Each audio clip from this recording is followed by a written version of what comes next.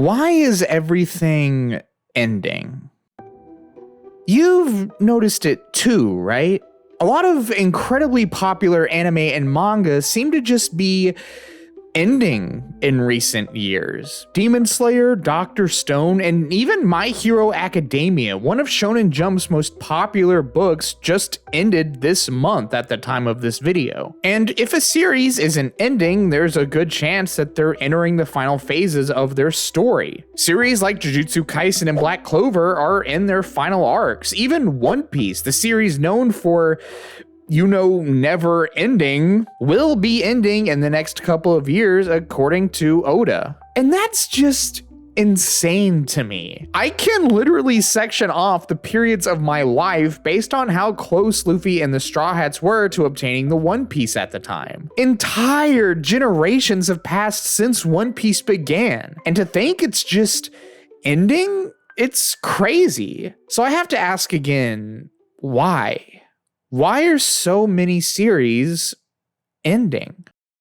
Now, this might not seem like that bizarre of an occurrence in isolation. After all, unless you're an American animated sitcom, most stories have an end. It just makes the narrative all that more impactful when it comes to a conclusion, so it really shouldn't be that weird that so many manga and anime are just doing the same thing, coming to their conclusion. However, we also need to keep in mind that this is not an occurrence that is happening in isolation. We are talking about anime and manga here, two mediums notorious for having series with super long narratives. And that's not to say that series like My Hero and Black Clover are short. Obviously they're not, but it is interesting to note how much shorter they are compared to their older contemporaries. Look at something like Naruto, for example. Naruto ran from 1999 to 2014 with 700 chapters, and there's even an argument to be made that it's still going, albeit with Naruto's son. Meanwhile, series like My Hero Academia and Black Clover have below 450 chapters, just a little over half of Naruto's count. Even a series like Demon Slayer, one of the most popular manga to ever just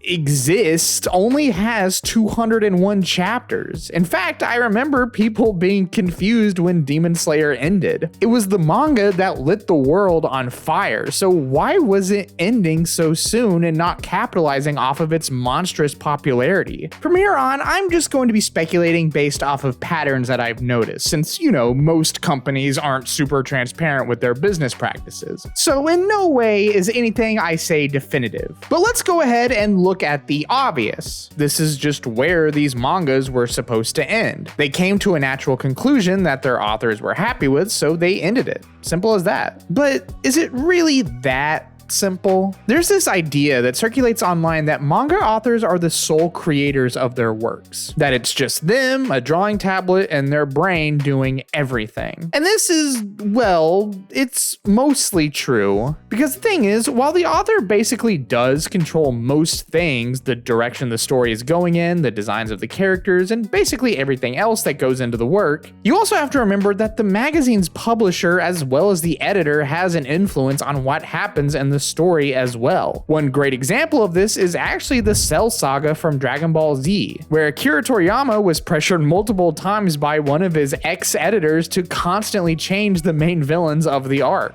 When reminiscing with his ex-editor, Akira Toriyama had this to say.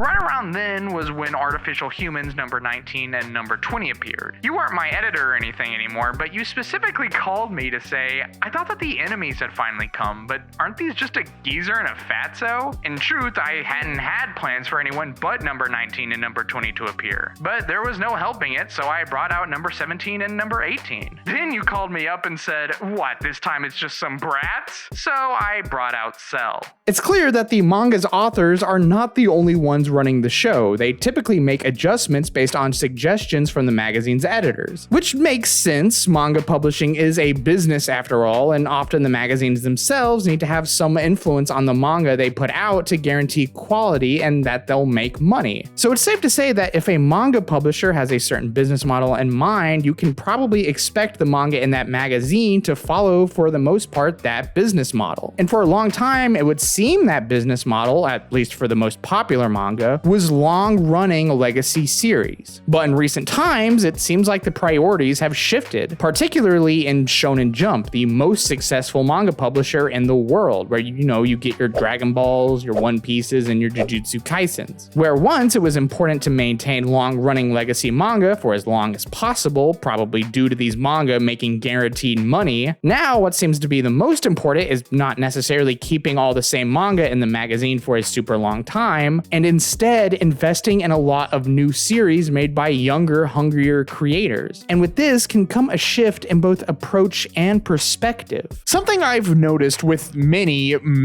long-running manga is that people are often disappointed with their endings, usually citing that many of them just kind of feel underwhelming. And I can absolutely see a criticism like this shifting the perspective of how a manga story can be written. It could be seen more of a lucrative venture to invest in a lot of shorter titles that can offer more easily digestible stories, as opposed to a few longer titles that take dedicated time to get caught up on and might eventually just fizzle out and begin to lose money and popularity over time. Along with this, we need to keep in mind that a legendary title will continue to sell even after its run is long over through merchandise and legacy volume sales. So it makes sense to prioritize pumping out as many titles like this as they can, because the more evergreen series they have, the more money they'll inevitably make over time. And with this comes another advantage: variety. Shonen Jump has made it pretty clear that one of their top priorities is putting out not just a lot of new series, but different kinds of series. This is evident when you look at not only the magazine itself in the present day, but especially with the Shonen Jump Plus app. It's so crazy to me that this app is now 10 years old, but basically, for anyone that doesn't know, Shonen Jump Plus is a digital platform where Shonen Jump is able to publish some of its less traditional manga, like Spy X Family, Kaiju Number 8, and Part 2 of Chainsaw Man. Of course, with this being, Shonen Jump, it stands to reason that the main target audience here is young boys, either in middle school or high school. However, Jump Plus has many titles that are also appealing to both girls and just adults in general. I am a broken record at this point, but I will always say that anime is more popular now than it's ever been. And with so many streaming services wanting to jump onto the anime bandwagon, of course the biggest publishers are trying to create as many different series as possible to profit from the modern day anime craze. It's clear that there's variance in demographic, and what certainly helps is that a lot of the schedules that Jump Plus authors must abide by are much looser and therefore less of a nightmare to deal with. It's pretty well known at this point that the work schedule of your average manga author is,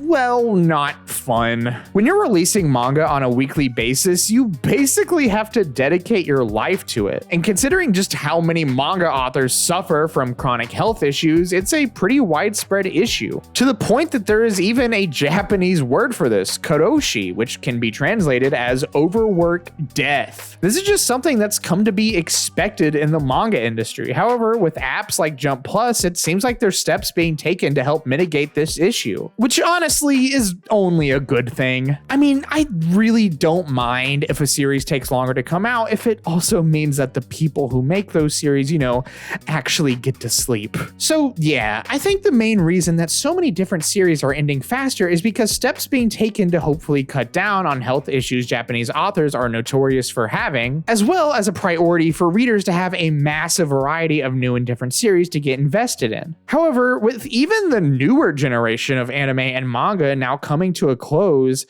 where do we go from here? Where exactly does that leave us? What are the next big anime and manga going to be?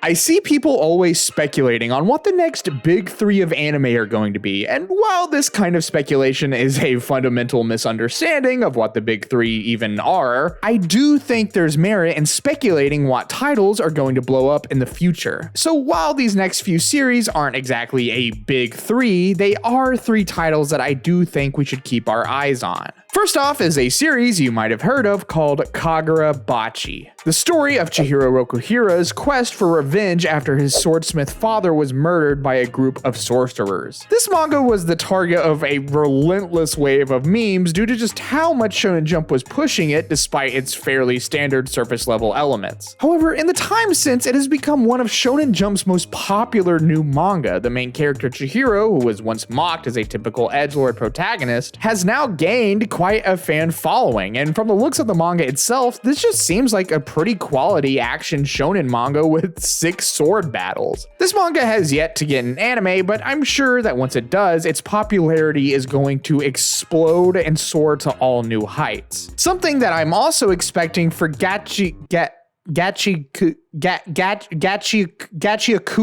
Is that how you say it? Gachiakuda? Gachiakuda follows Rudo, a young scavenger living in a world divided by a floating city and the harsh wastelands below. Accused of a crime he didn't commit, Rudo is cast down into the abyss, where he discovers a dangerous and unforgiving realm filled with mysterious creatures and powerful artifacts. Determined to survive and seek revenge against those who wronged him, he allies with a group of outcasts who teach him the secrets of the underworld. And as Rudo battles his way through this perilous environment, he uncovers hidden truths about his world and his origins. This manga is actually going to be getting an anime adaptation soon by Studio Bones, the same people who do My Hero Academia, which makes sense considering that they'll need a big new project to work on once My Hero finishes up. And I think something like Gachiakuda makes all the sense in the world for them. The character designs for the series are quite frankly incredible. The world itself just seems super ambitious and cool, and really there's just a lot of intrigue here. It just seems like prime material for an anime adaptation. However, I think the series that I'm hoping for success for the most is a manga called Daemons of the Shadow Realm.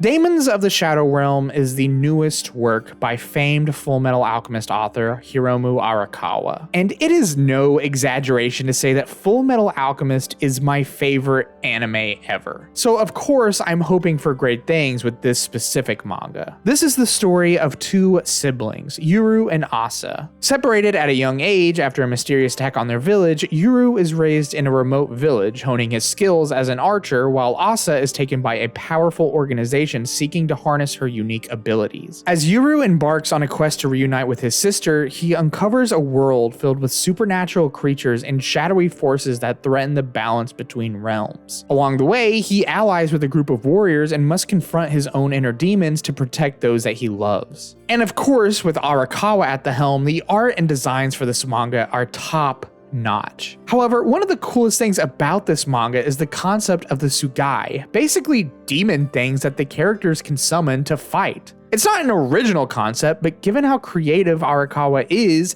this is the kind of thing that can make a series like this. And I am praying that it gets an anime adaptation. But even if it doesn't, the one thing that's clear is that no matter what, the old anime and manga we consume will come to an end. And this also goes for the new anime and manga that will replace it. But no matter what, these series will always live on with us. So while a lot of series are ending, I'm okay with that, because it just means we're going to get new series and new characters to fall in love with all over again. It's the life cycle of an anime and manga, and I think that that's beautiful. That being said, let me know what you guys think in the comments below. Do you agree with my speculation, or do you have your own thoughts on the matter that differ from mine? And also, let me know what you guys think are the next big series we should all be looking out for. Feel free to post your recommendations below, and until next time guys, much love, and I'll see you later.